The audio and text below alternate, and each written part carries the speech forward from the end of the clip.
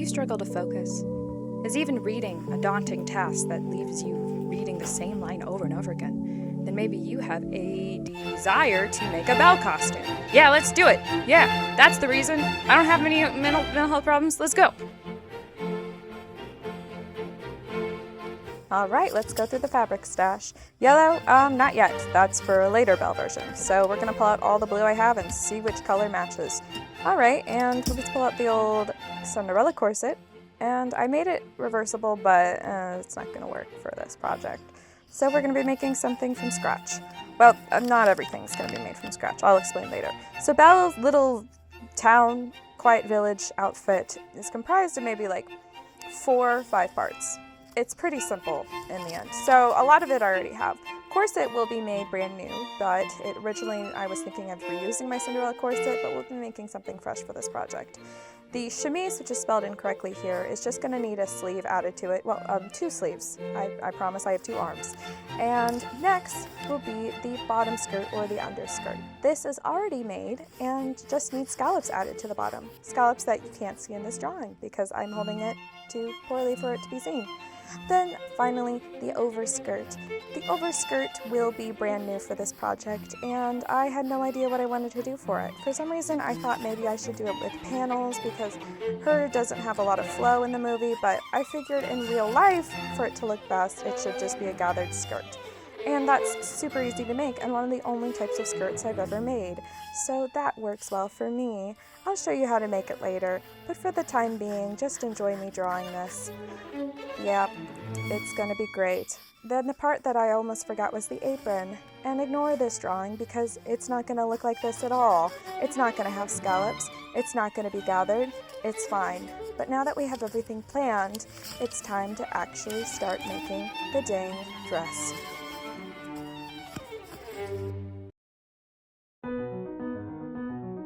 So originally the plan was to reuse, we're going on a journey. Originally the plan was to reuse this I made from Cinderella, but I realized I didn't have enough material to make the matching blue skirt from what I had left over because I made a chemise out of it. Silly me. But I had 2 other shades of blue. Originally I was going to use this for a Cinderella dress, like the big fancy one, and then I realized Cinderella's dress isn't blue. So no, we're not using that for Cinderella's dress, and we're not making Cinderella's dress. Of my 2 fabrics, I had this and this. Oh my gosh, I'm holding them right here. They look the exact same. So we're gonna hope this is enough material. It is a queen size. We're gonna use that and we're just gonna make a new corset. So for that, I did get some more material from Hobby Lobby. Zip ties. This is gonna be the inside. When I made my Rococo gown, I made it with boning inside of it. And that was successful because I had a thicker curtain material with a white layer and then 2 layers for the bed sheet because the bed sheet ain't tough enough. You want at least 2 layers between the bed sheets because it's a pretty thin cotton, and then something a little tougher like this, which is a sort of a canvas fabric, so it'll be thicker, and plus I could make it reversible and this would be the inside. Voila. We're gonna just work with what we have here and see what happens. Prepare for the worst tutorial in making a gathered skirt you'll ever hear. So fold your sheet in half, cut at the desired length. You can always hem later. Now take your sewing machine and you're gonna push this dial at the top, this one, to the furthest length possible. So go to number 4 for me on this machine. And then you're going to just stitch the top. Do not backstitch, by the way. You do not want to backstitch because that will ruin everything. Get back in your place. So just stitch along that edge, about 1 inch from the top. I'm gonna make a long cut here. Next you'll want a waistband. Just cutting about this much material to fit my waist. It's gonna be folded over. We're gonna tuck that long skirt inside, sew it all together. Once you have your waistband at the correct length, you can tug on one of the threads and it will create the gathered effect. Then sew it down and you're done. Okay, let's see how well this worked out.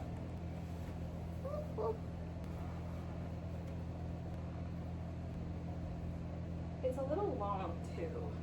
I may need to hem it, but other than that, we're doing good. I really just want to apologize for the audio. So to make scallops, forgive my really loud AC. You're gonna take the bottom, pull it over on the front side, and create a crease. I'm ironing this down, believe it or not. So you're gonna take a round shape and you're going to create your scallops that way. Flatten this out. Iron. You take the shape, you just go halfway and get scallops. She watched one tutorial and thinks she's an expert now. I'm actually, what you're supposed to do is actually measure it. I didn't do that. That's gonna take a while. How far am I? How far do I have left to go? There we go. Okay, time lapse. Yeah, we're just gonna iron it down as we go because I can't be bothered to just iron it all at once. And plus, you know, we gotta move through it. So here we have all the scallops that are marked out. What we're gonna do, we're gonna pin this. We're just gonna sew along this edge, then trim all this space. This is gonna take forever. Go. We just sew along that line. It's harder than it looks, but honestly not that bad. And then you're going to trim around those seams so you can fold it in. Yep, it takes a while. This is a long time lapse. Man, okay, and then you just push it back in and you just push, so that way it's showing down. And so that my foot doesn't get caught in it when I was putting the skirt on, I sew down that seam right here, and voila, we have a skirt after this time lapse. These are really long time lapses. Okay, so back from work, and I finished this. So it's shorter now, which means I'm gonna have to hem like a lot for the blue over skirt. But let's just take a look at it. So this is already just like every skirt I've made too big. So I have to wrap it around like this, tie it up here. Okay. And the bottom. Okay. Go further away. Ha! So I scalloped it like the bottom of Belle's skirt, and it's really cute. It's way shorter, so I'm showing off some ankle. And this is supposed to be the longer skirt, so I'm a scandalous gal. Now this is the overskirt, which is significantly longer than it ought to be. So what I'm gonna do is I'm just gonna size it based on this and hem it. And then we'll be halfway done. So obviously it's too long. So about an inch from where this is. So we'll have to trim that and then fold it in to give it like a closed seam. And then that should be good. I'm excited. Now, assuming you're following along perfectly, which you probably aren't, I would tell you now to save the hem that you just cut off because that material can be useful for later. You see what I do with it, but I always save my scraps because I think it can be useful for other projects. It could be stuffing, it can be anything. All right, she's hemmed. It's not even the right studio. Fan out of the way. Perfection. It is, that is so cute. I could just twirl around in this all day. Wait,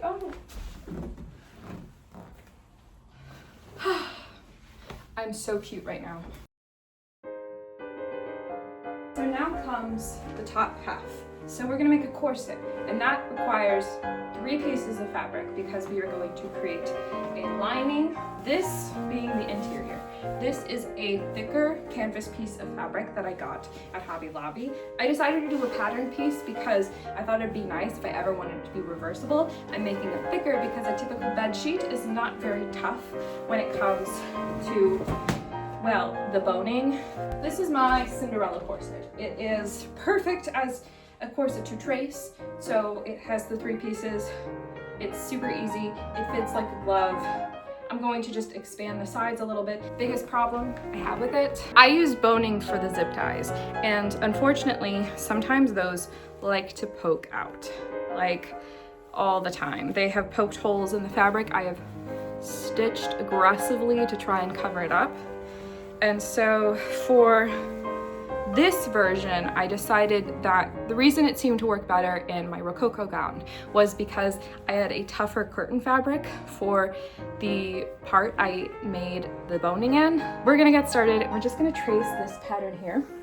One thing I need to make sure, we are not doing tie sleeves like this, so I need to make sure that the size of the straps matches, unlike this pattern, which did not match, which is why I did what I did, because this ain't right. So we're gonna make sure that they match when we're tracing onto the new material.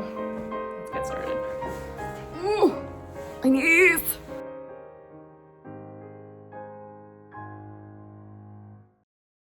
Now, what you're gonna see here is me taking a piece of white fabric that is going to be the inner lining, and I'm actually cutting a piece off because I'm gonna use that later for the apron and I wanted to preserve it now. Here is where I actually do the tracing. Now, when I did the tracing, I didn't do as good a job as I had hoped. I forgot that I needed to give the front a little bit more space, so that kind of resulted in a little bit, you know, it's fine. The thing about corsets is that they will kind of force you to fit them, and that is very helpful. We are now going to add boning. How are we going to do that? Sorry if that's not clear. These are zip ties. Just need something sturdy but flexible, and yeah, that gets the job done. So we're going to be using those.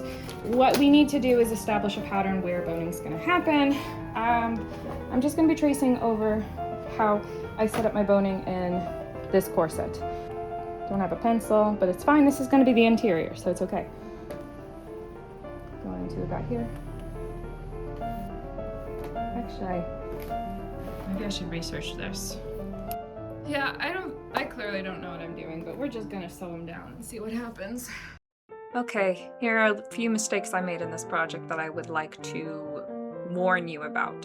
When you are sewing and putting in zip ties, make sure your channels are wide enough, and also make sure you cut your zip ties a little shorter than they need to be, because when you are going to sew the outer lining to your inner lining where your zip ties are already snugly put in their channels, you might accidentally sew through the zip ties, and that will cause a huge problem with your seam, because your zip ties will be stuck there poking out at the bottom, and it can cause your entire corset to pucker a little bit, which is what happened to me because I wasn't paying attention and let them just like sew right through the plastic boning pieces. It was bad and I don't recommend it. But honestly, regardless of my mistakes, the project worked out decently.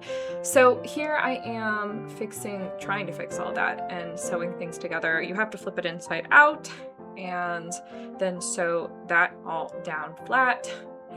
I did notice a little bit of chaos, but you know, it's fine. Okay, had some difficulty and I'm worried about the size of this, so we're gonna see what happens.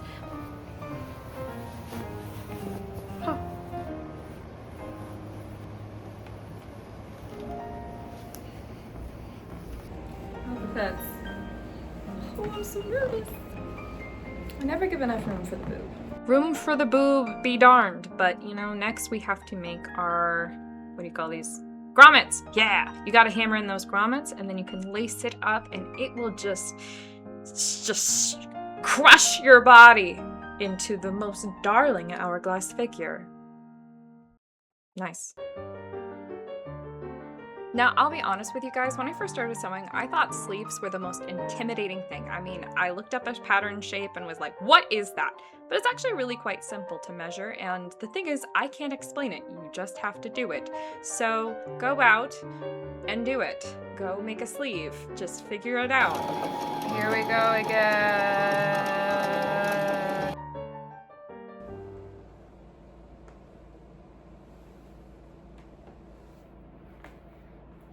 Okay, I'm done haunting. Obviously, these sleeves are very open, so if they were any longer, I probably would just make a channel, you know, and make it a ribbon, but here's elastic. I guess I'll be lazy. Who am I? Who am I? I don't use elastic. Ooh, I threw that right in. I threw it right into the box that was supposed to go in. Okay, let's see if I have any ribbon left. Yes, I do. Wait, no, it's thick. Wait, I'm fine. I got the right ribbon. So,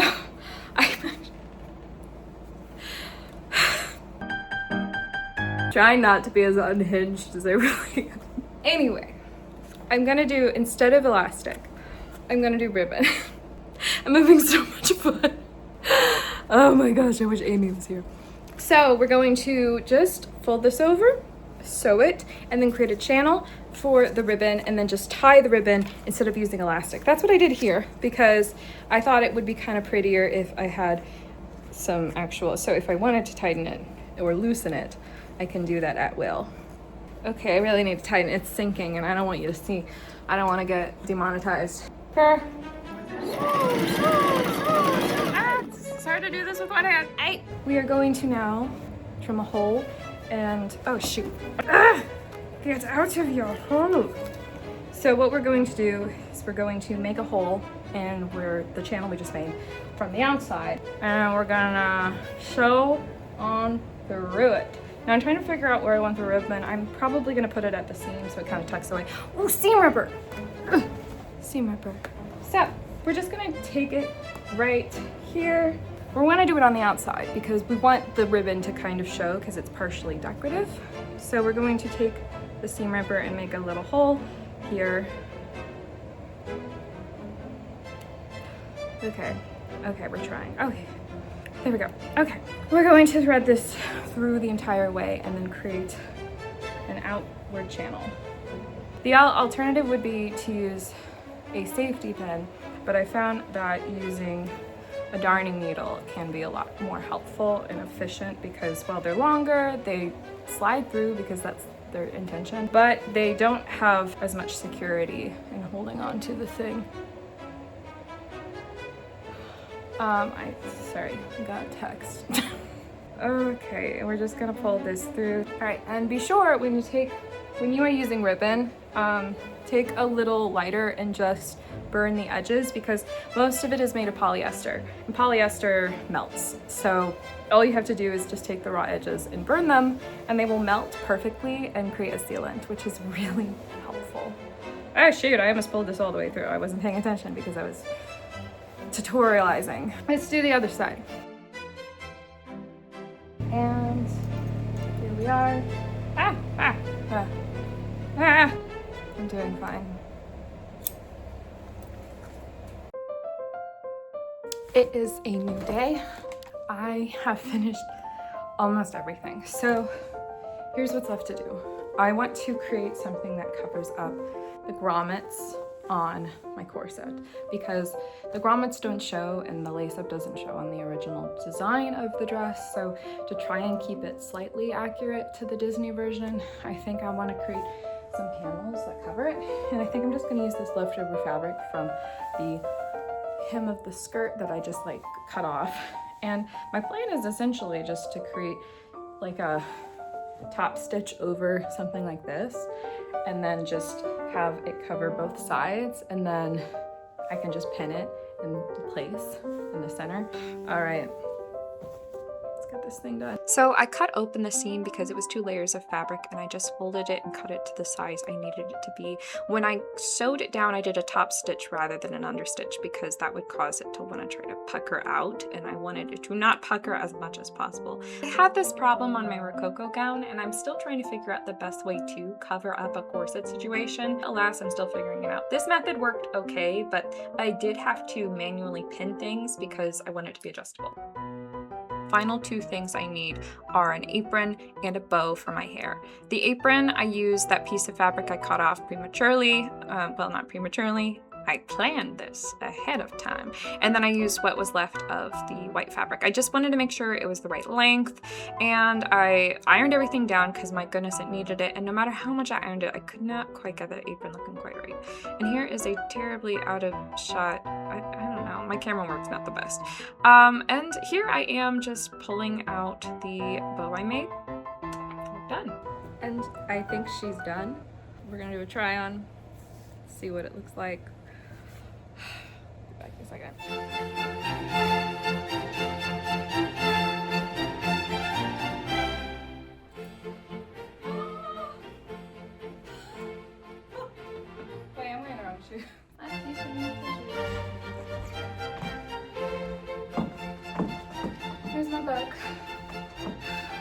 Where's my book? Oh, finally.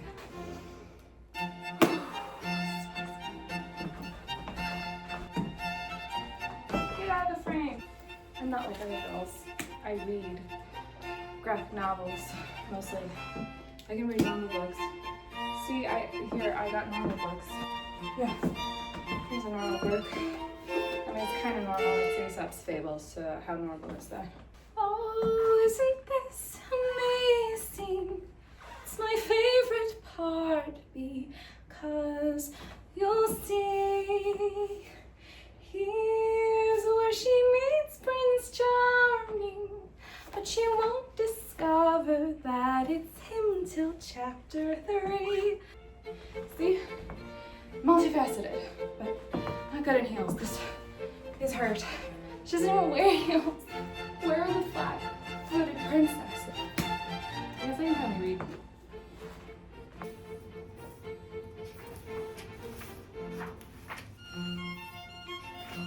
This is a very good book. Good for Pride Month.